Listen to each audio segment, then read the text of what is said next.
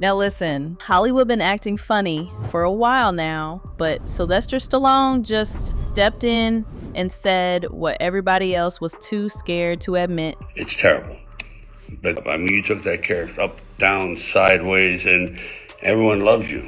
And the nuance, I never know when she's acting. It's like, damn, are we really running? While Disney's out here pushing out one awkward reboot after another, Stallone is dragging the entire industry by the throat, and the one catching the heat right now, Snow White herself. We're talking about a full-on cultural collision, y'all. The kind that turns tweets into think pieces and movie premieres into war zones. This ain't just some cranky old man shaking his fist at clouds. This is Stallone going scorched earth on the very system that made him a legend. And whether you love him or hate him, one thing's for sure, Hollywood's not ready for the smoke he just unleashed. Because baby, Stallone didn't just call out the madness, he buried it. And Disney, yeah, they're scrambling to patch up the mess after their modern princess rollout turned into a public relations horror story. And just when you think this was just another actor sounding off, wait till you hear what Stallone said about Rocky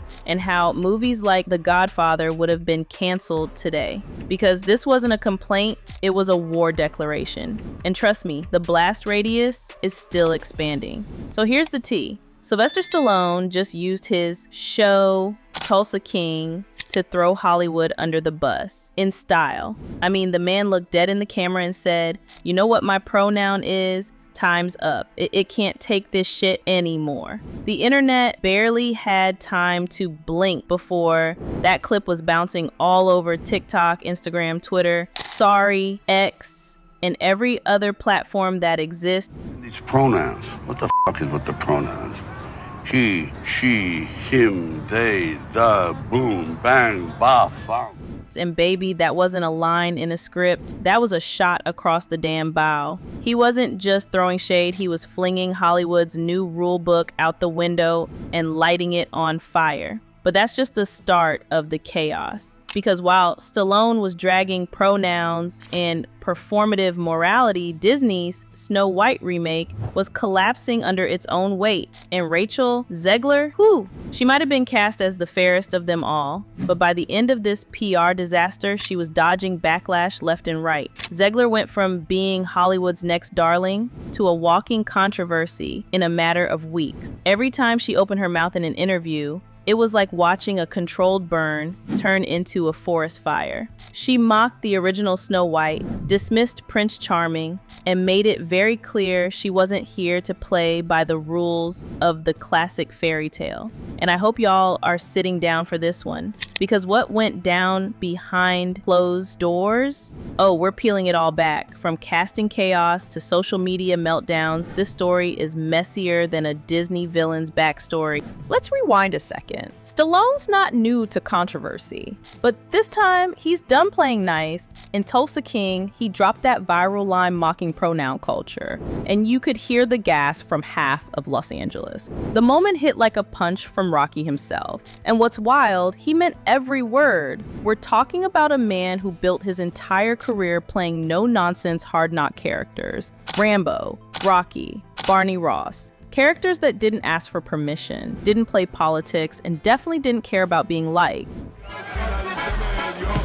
And now Stallone is making it crystal clear. He's not changing for this new version of Hollywood. If anything, he wants Hollywood to come back to him. Stallone's message was clear. This ain't about hate. It's about Hollywood losing its damn mind. He said straight up that movies like Rocky and The Godfather wouldn't even be greenlit in today's climate. And the way folks are acting, he might just be right. Studios are so scared of offending someone that they're forgetting how to tell a story that actually means something. For example, when Rocky would never be made today. This never would have happened. It's over. Majority. The Godfather wouldn't be made today. But while he was dragging Hollywood for being too soft, too censored, and too sensitive, guess who was catching strays from the other side of town? That's right, Disney. And they were already knee-deep in their own disaster. So while Stallone was refusing to bow down to Hollywood's new rules, Disney was out here tripping over their own, their live-action Snow White remake. A total train wreck. The casting of Rachel Zegler, a Latina actress, instantly sparked debates, with critics saying it completely rewrote the source material. But baby, the backlash didn't stop there. Zegler went on record saying this Snow White wasn't going to be rescued by any prince. She called the OG story creepy and said Snow's new dream was all about being a girl boss leader. She's not going to be saved by the prince. She's not going to be saved by the prince, and she's not going to be dreaming about true love. She's dreaming about becoming the leader she knows she can be, and the leader that her late father told her that she could be if she was fearless, fair. Now, I don't know about y'all, but when you start dragging your own source material in press interviews, that's not empowerment. That's brand sabotage. And fans, oh, they ate her up. She became the face of everything people hate about the so-called woke agenda. Even people who hadn't watched the original movie in years were suddenly passionately defending it just because they couldn't believe how far the remake strayed. Reddit lit up with one user saying, "She told the world how she hated Snow White. Now you're saying things like that to people who love like Snow White." Another said, "Disney hired someone to destroy their own legacy." The tweets, the memes, the stitches on TikTok, it was brutal. Like, Disney didn't just fumble the bag, they fumbled the entire kingdom.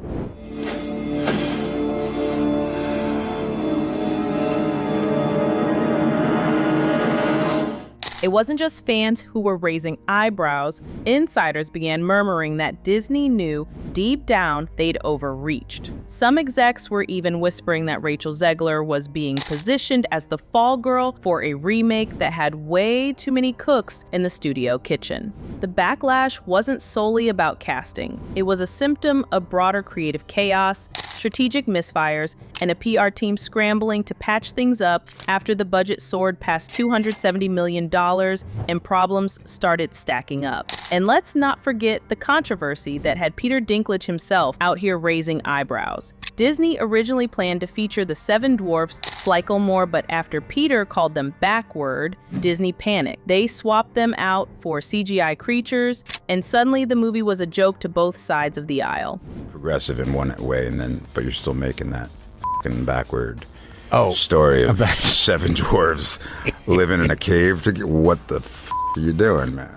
Progressives were confused, traditional fans were furious, and everyone else just laughing at how Disney managed to make everyone mad. The whole thing turned into this bizarre middle ground that pleased absolutely no one. Like, how do you mess up both inclusivity and nostalgia in the same breath? Only Disney could pull that off. So now you've got a Snow White who doesn't want love, dwarves who aren't dwarves, and a studio exec sweating through his silk shirt trying to patch it all together. And in the background, Stallone's looking at all of it like, I told y'all so. Over in Stallone's corner of Hollywood, it's a whole different energy. The man runs his sets like it's still the golden era of grit, unfiltered, hands-on, and dead set on storytelling that doesn't cater to trends. He's not exactly rolling out the red carpet for modern woke adjustments either. Insiders say Stallone shuts down anything that feels inauthentic or overly sanitized before it even makes it to camera. And honestly, you can feel it in Tulsa King, a show drenched in old school attitude,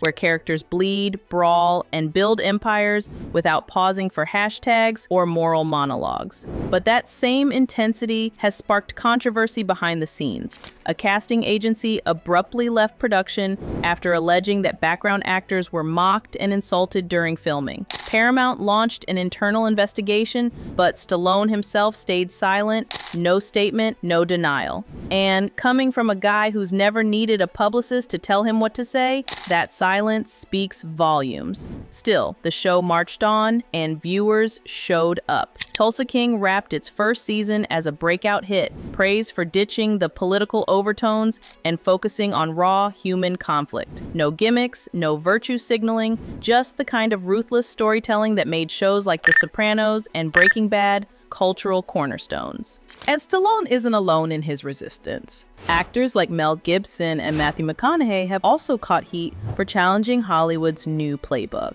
They're still working, still making headlines, and proving that there's an audience for voices that don't toe the party line. Meanwhile, Disney is playing defense. While Stallone tightens his grip on raw, grounded narratives, the House of Mouse keeps scrambling to scrub away anything remotely controversial, and it's starting to backfire.